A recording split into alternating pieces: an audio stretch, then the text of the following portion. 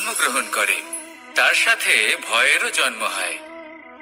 ছোটবেলা থেকেই আমাদের মনে কোনো না কোনো প্রকারের ভয় থেকেই যায়। কেউ এই বিষয়ে ভয় পায় যে তার কোনো বস্তু তার থেকে দূরে চলে যাবে, কেউ এই বিষয়ে ভয় পায় যে আমি নিজেকে হারিয়ে ফেলবো, কেউ এই ভেবে ভয় পায় যে আমার প্রিয়জনেরা তারা যেন আমার থেকে দূরে না চলে যায়, কেউ এই ভেবে ভয় পায় যে আমরা যেন পথ না হারিয়ে ফেলি, আদি ইত্যাদি। কিন্তু সত্যি কথা বলতে ভেবে দেখুন, এই ভয় বাস্তবে কি? শুধুই একটা মনস্থিতি, আর কিছুই নয়। যা কিছু আপনি জীবনে পেয়েছেন তা একদিন আপনাকে হারাতে হবে। এই জীবন হলো আপনারই, কিন্তু তাও একদিন সমাপ্ত হবে। তাই ভয় পেয়ে কি লাভ? এই ভয় শুধু আপনাকে জীবন যাপন করা থেকে বাধা দিচ্ছে, আর কিচ্ছু নয়। পথ হারিয়ে ফেললেই বুঝতে পারবেন যে নতুন পথ কিভাবে বানাতে হয়। কিছু মানুষকে জীবন থেকে হারালে তবেই আপনি বুঝবেন যে আপনার আপনজনকে। এই ভয়ের কারণে ভীত হয়ে থাকবেন না। এই তারা নক্ষত্র অন্ধকারের অভাবে গুরুত্ব হারায়। শিবকেও মহাদেব হওয়ার জন্য বিষপান করতে হয়েছিল। প্রত্যেক পরিস্থিতি, প্রত্যেক সাফল্য আপনার পরীক্ষা নেবে, তাতে উত্তীর্ণ হওয়া হলো আপনার কর্ম। যখনই আপনি ভয় পাবেন বা সংকটের সম্মুখীন হবেন, তখন সাহসের সাথে তার সম্মুখীন হন। মনে রাখবেন, যে সম্মুখীন হতে জানে সাফল্য তার সাথে সবসময় থাকে। আসুন আর আমার সাথে ভালোবেসে বলুন, রাধা রাধা। সাফল্যের বাস্তব অর্থ কি? নিজের লক্ষ্যে দৃষ্টিবদ্ধ হয়ে থাকা, প্রতিদিন তার জন্য কর্ম করা, দৃঢ় নিষ্ঠার সাথে উত্থান পতনের সামনে এগোতে থাকা, আর নিজের লক্ষ্য প্রাপ্ত করা, এটাই কি সাফল্য? যদি আপনার কোনো বস্তু লাভ করতে হয়, কোনো শক্তি লাভ করতে হয় বা কোনো স্থান লাভ করতে হয়, তাহলে তার জন্য এসব ঠিক আছে, কিন্তু বাস্তবে সাফল্য এটা নয়। আপনার কাছে থাকা কোনো বস্তু, শক্তি বা স্থান আপনি কিভাবে ব্যবহার করবেন তা আপনার উপর নির্ভরশীল। যদি তার সঠিক ব্যবহার আপনাকে করতে হয়, তাহলে উচিত সময় এবং উচিত স্থানে আপনাকে থাকতেই হবে। একে নিয়তিও বলা হয়। এবার ধরুন, এমন কোন গ্রন্থ আছে যা জ্ঞানের দ্বারা ভরপুর, এমন জ্ঞান যার দ্বারা জীবন বদলে দেওয়া সম্ভব।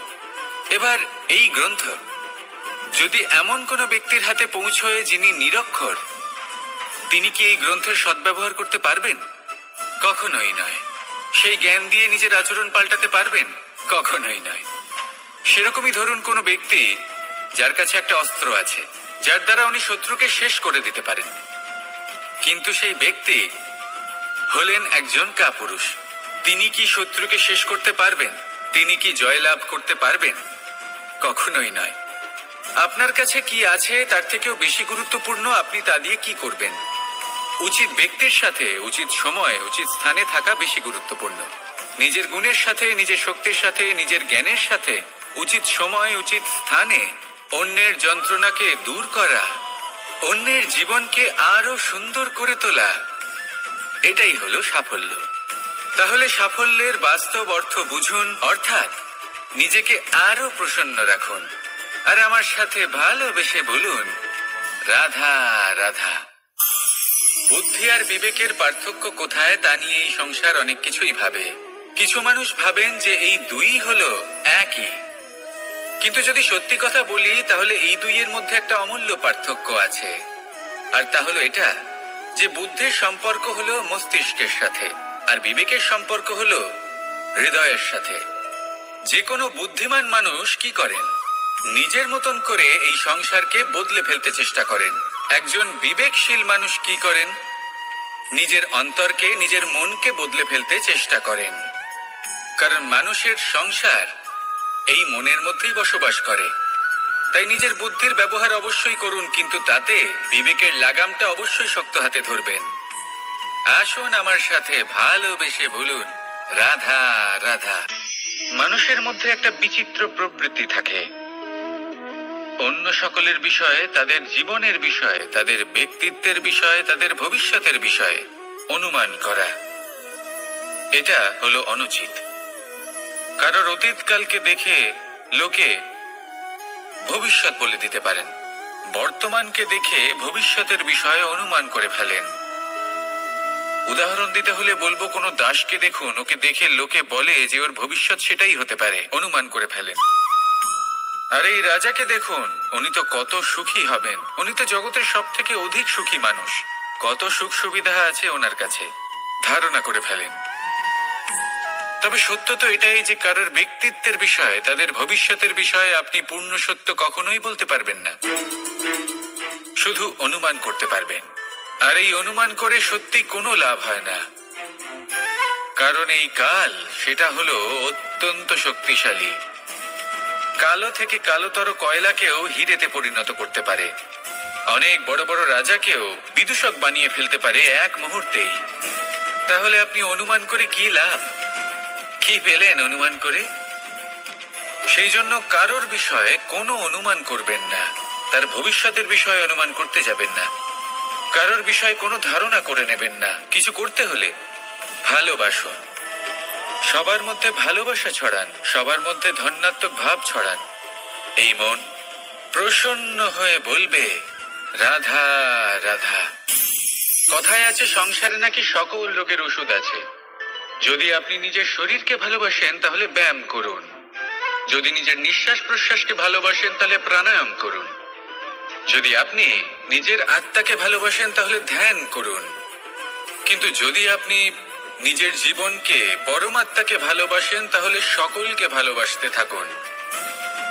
এই ভালোবাসা অত্যন্ত গুরুত্বপূর্ণ এবং আবশ্যক। ভালোবাসার থেকে ভালো না কোনো ওষুধ আছে, না আছে কোনো আসন। এর থেকে ভালো না কোনো ব্যায়াম আছে আর না কোনো প্রাণায়াম। এই ভালোবাসা বড় বড় সমস্যারও সমাধান করতে পারে, ভালোবাসা বড় বড় বিপদকে আপনার থেকে দূর করতে পারে। এই ভালোবাসাই আপনাকে জীবনে বাঁচতে শেখায়, কারণ ভালোবাসাই হলো জীবনের আসল সত্য। তাহলে আসুন আর আমার সাথে ভালোবেসে বলুন রাধা রাধা। জীবনে সাফল্য লাভ করতে হলে মানুষকে উচিত পথে চলতে হবে, কিন্তু তার থেকেও বেশি গুরুত্বপূর্ণ হলো এটা বোঝা যে সেই পথে চলতে চলতে কখন আমাদের দাঁড়াতে হবে আর কখন আমাদের চলতে হবে। এই শিক্ষা অত্যন্ত গুরুত্বপূর্ণ। এবার দেখুন, ছোট্ট একটা কথা রয়েছে, ওকে আটকিও না, যেতে দাও। এই বাক্যের অর্থ কি? অর্থ যে কাউকে আটকিও না, যে এগোতে চাইছে তাকে এগোতে দাও, তার পথে বাধা সৃষ্টি করো না। এবার এই ছোট কথাতে এক অনুচিত স্থানে আমি দাঁড়িয়ে পড়ি। আটকাও, যেতে দিও না। এবার এর অর্থ কি হলো? যে এই ব্যক্তিকে আটকাও, তাকে জীবনে এগোতে দিও না, এর পথে বাধা সৃষ্টি করো। এবার এই ছোট কথাতে অনুচিত স্থানে যদি আমি আটকে যাই, তবে ভাবো কত পার্থক্য হলো। এই শিক্ষা কতটা গুরুত্বপূর্ণ সেটা শিখুন, আর এই শিক্ষা আমাদের জীবনে কতটা গুরুত্বপূর্ণ হতে পারে সেইটা বুঝুন। বুঝে যান, শিখে যান জীবনে কখন সামনে এগোতে হবে আর কখন থামতে হবে। মন প্রসন্ন হয়ে বলবে রাধা রাধা। এই সংসারে আমরা প্রকাশ কোথা থেকে পাই? এর উত্তর বড়ই সরল। ভোরে যখন সূর্যোদয় হয় তখন প্রকাশের কিরণ আমাদের ঘরে এসে পৌঁছয়, এইভাবেই আমরা প্রকাশ লাভ করি। এবার এই প্রকাশের আলোতেই আমরা সারাদিনের কাজ সম্পন্ন করি।